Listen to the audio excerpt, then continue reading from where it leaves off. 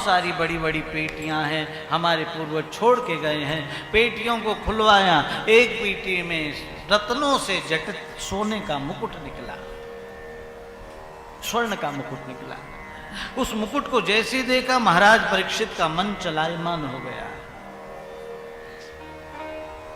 इतना सुंदर मुकुट और पेटी में पड़ा, निकालो, सफाई करवाओ।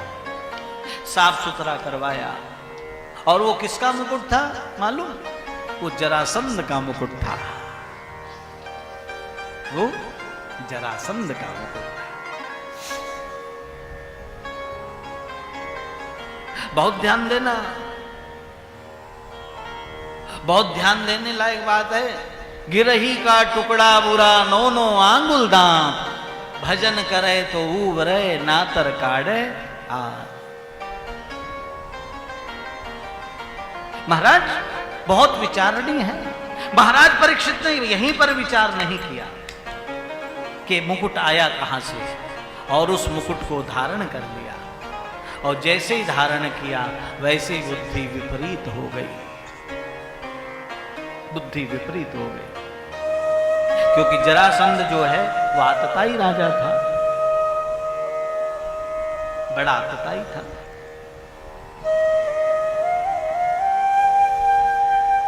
महाराज मन में विचार आया कि शिकार खेलने जाएं।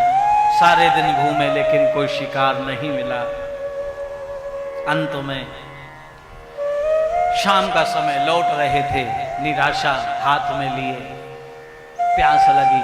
एक ऋषि का आश्रम पड़ा, ऋषि से पानी मांगा। ऋषि समाधिस्थ हैं। जब उत्तर नहीं मिला, परेशान तो थे, मन निराश था, दुखी थे। वहीं पे मरा हुआ सर्प पड़ा था, गले में मरा हुआ सर्प डाल दिया। मैं पानी मांग रहा हूं, प्यासा हूं, जबकि मैं राजा हूं, और इस महात्मा को देखो कैसे ढोंग किए बैठा है। वहां से निकले, मुकुट उतारा, पश्चाताप हुआ, ये मैंने क्या किया, ये तो बहुत बड़ा अपराध हो गया। हमारे यहां तो संतन की महिमा रघुराई, और बहुविध वेद पुराणन गाई। मुदि मंगल में संत समाजू, और जिमी जग जंगम तीरथ राजू। हमारे यहां तो संतों का सम्मान हो, ये आज मैंने क्या अपराध कर दिया? हे परमात्मा, अगर ये अपराध मैंने जानबूझकर ना किया हो तो मुझे क्षमा कीजिएगा। कहते हैं महाराज, इधर ऋषि के शिष्य आए, देखा गुरुदेव के गले में मरा हुआ सर्प पड़ा है। तुरंत श्राप दे दिया, जिसने भी जघन्य अपराध किया हो उसको 7वें दिन तक्षक बन करके काटे। गुरुदेव ने समाधि खोली। ये क्या किया? बिना विचारे ही श्राप दे दिया। ये तो महाराज परीक्षित से है, गलती से हुआ है। तुमको नहीं मालूम पूरी कथा। जाओ उनको कह के आओ, उनके जीवन के मात्र 7 दिन रह गए हैं। कहते हैं शिष्य लोग जाते हैं, महाराज परीक्षित से कहा, आपके जीवन के मात्र 7 दिन रह गए, आपको शाप हो गया है, आप अपने मुक्ति का कोई उपाय ढूंढ लें। सोचो जरा, विचार करो, कल्पना करो। जिस व्यक्ति को यह पता लग जाए कि उसके जीवन के मात्र 7 दिन रह गए हैं, उसकी स्थिति क्या रहती है? वो 7 दिन बाद तो बाद में मरता है, पहले तो सुनते ही मर जाता है। होता है कि नहीं? लेकिन महाराज परीक्षित का, लेकिन ये तो यहां तो कृष्ण कृपा है ना। महाराज परीक्षित ने शिष्यों को नतमस्तक हुए, आपकी बड़ी करुणा हुई, आपने मेरे अपराध का मुझे दंड दिया, आपको धन्यवाद है। कहते हैं महाराज परीक्षित ने अपने पुत्र जन्मेजय को गादी पर बैठाया और स्वयं गंगा के किनारे परम पावनी भागीरथी गंगा शुक्रताल नामक स्थान है जहां पर संतों का समूह है, गंगा जी के किनारे आ गए। महात्माओं से कहा, हे महात्माओं, हे मुनियों, मेरे जीवन के मात्र 7 दिन रह गए हैं, म्रियमाण पुरुष का क्या कर्तव्य होता है, कृपया मेरा मार्गदर्शन करें। सब निरुत्तर हो गए। सबने एक ही बात कही, राजन 7 दिन में तो कुछ नहीं होता, क्योंकि यहाँ तो जन्म जन्म मुनि यतन कराही, जन्म जन्म मुनि यतन कराई, जन्म जन्म मुनि यतन कराई, जन्म जन्म मुनि यतन कराई, अंतराम करी आवत नाही,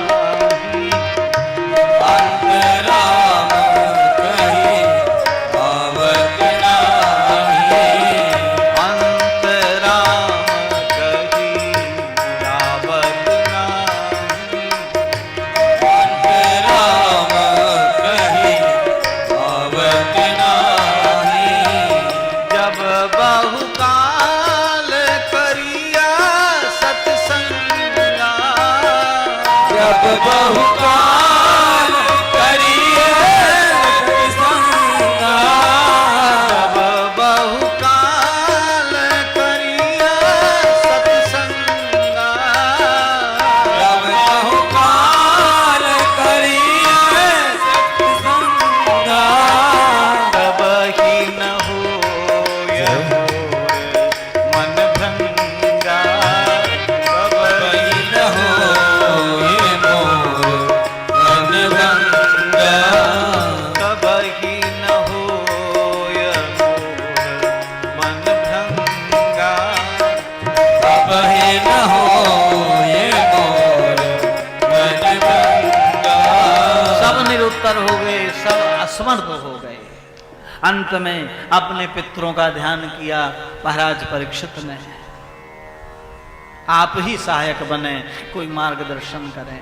पितरों का आशीर्वाद हुआ। उत्तर दिशा की ओर से आवाज आई, हरे नमः, हरे नमः, हरे नमः। मैंने बताया ना, जो इच्छा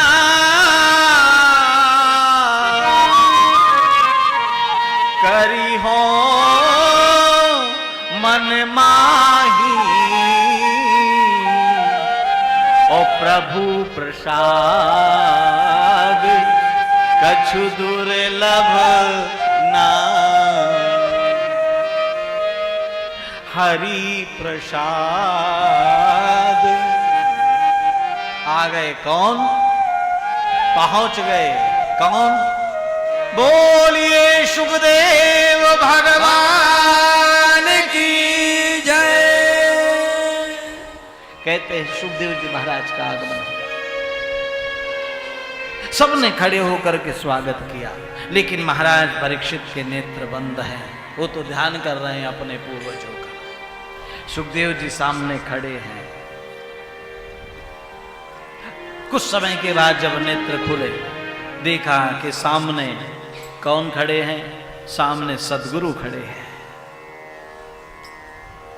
और यहां पर कुछ कहने की जरूरत नहीं, आना ही बहुत है।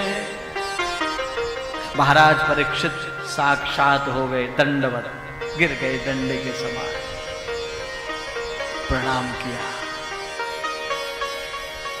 और जैसे प्रणाम किया वैसे ही सुखदेव महाराज ने दोनों बाहुओं से शिष्य को उठा लिया।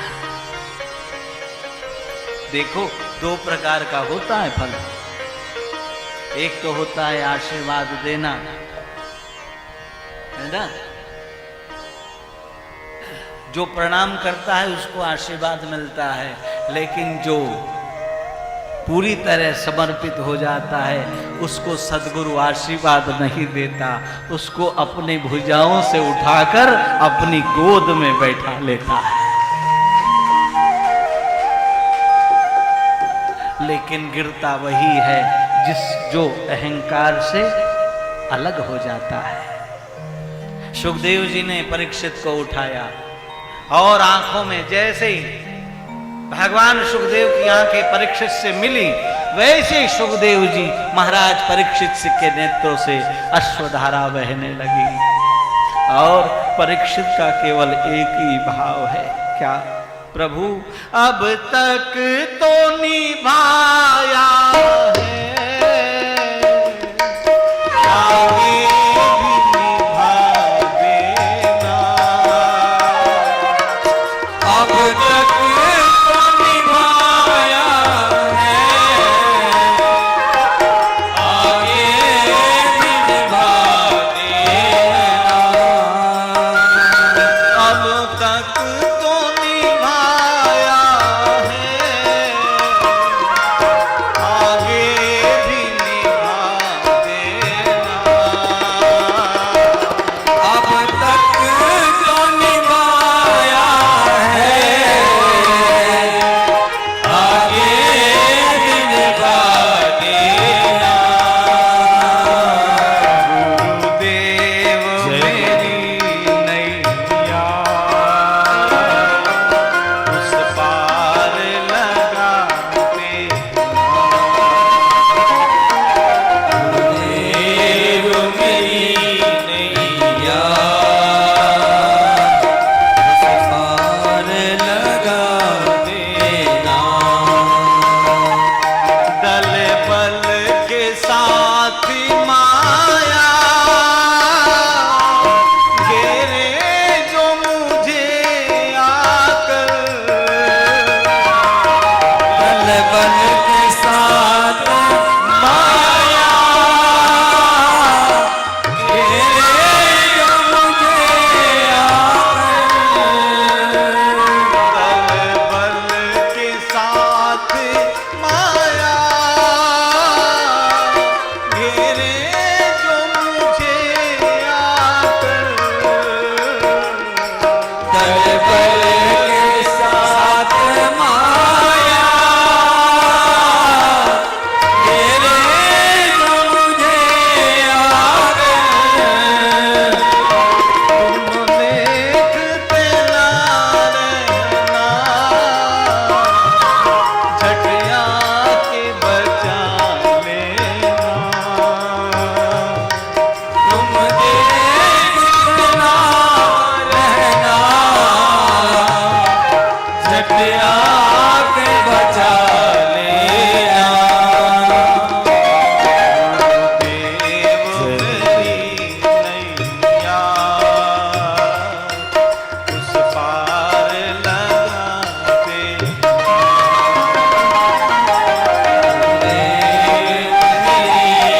नैया उस पार लगा देना। कहते हैं गुरुदेव ने, सुखदेव जी महाराज ने बैठाया, आ बैठ, 7 दिन तो तेरे पास बहुत है, मैं चाहूं तो तुझे एक मुहूर्त में मुक्ति दिला सकता हूं, लेकिन 7 दिन का अवसर मिला है, आज इसका सदुपयोग करते हैं दोनों। क्या गुरु? परीक्षित चिंता मत कर, मैं हूं ना। कहते हैं महाराज परीक्षित का तो सारा शोक मोह भय सब भाग गए दर्शन मात्र से, सब कुछ भाग गया। और बैठाते हैं, आ बैठ, मैं तुझे कृष्ण कथा सुनाता हूं। ये काम सद्गुरु ही कर सकता है, गुरु नहीं कर सकता। समझ रहे? जब बेटा बहुत परेशान होता है, लौट कोई उसे समस्या, तो माँ कहती बैठ, आ बैठ, ले पहले तो दूध पी, क्यों चिंता कर रहा, सब ठीक हो जाएगा। कहते सुखदेव जी महाराज ने, मैं तुझे कृष्ण चरित्र सुनाता हूं परीक्षित। बैठ केवल सावधान होकर कृष्ण कथा सुन। और गंगा के किनारे श्रोताओं गंगा के तट पर हो रहा है कृष्ण चरित गायन। सुन रहे परीक्षित श्रद्धा से, शुकदेव कर रहे पारायण। कलयुग में श्री कृष्ण कथा त्रेताप नसाने वाली है। श्रोता वक्ता अरु दोनों हरिनाम पठाने वाली। श्रोता वक्ता दोनों हरिनाम पठाने वाले हैं। श्रोता वक्ता अरु दोनों हरिनाम पठाने वाली। श्रोता वक्ता दोनों को हरिनाम पठाने वाले हैं। कलयुग में श्री कृष्ण कथा त्रेताप नसाने वाली है। त्रेताप नसाने वाले, ओ त्रेताप नसाने वाली। श्रोता वक्ता दोनों हरिनाम पठाने वाली। श्रोता वक्ता दोनों को हरिनाम पठाने वाली है। श्रोता वक्ता दोनों हरिनाम पठाने वाली। श्रोता वक्ता दोनों को हरिनाम पठाने वाली है। भगवान सुखदेव महाराज परीक्षित को कथा सुनाते हैं। भगवान परीक्षित की शंकाओं का समाधान किया है। उसके बाद प्रभु ने सृष्टि का वर्णन सुनाते हैं। सृष्टि किस तरह सृष्टि की रचना हुई। कृष्ण गोविंद गोविंद गोपाल। कृष्ण गोविंद गोविंद गोपाल। राधे गोविंद गोविंद गोपाल। राधे गोविंद गोविंद गोपाल। भज मुरली मनोहर नंद लाला। भज मुरली मनोहर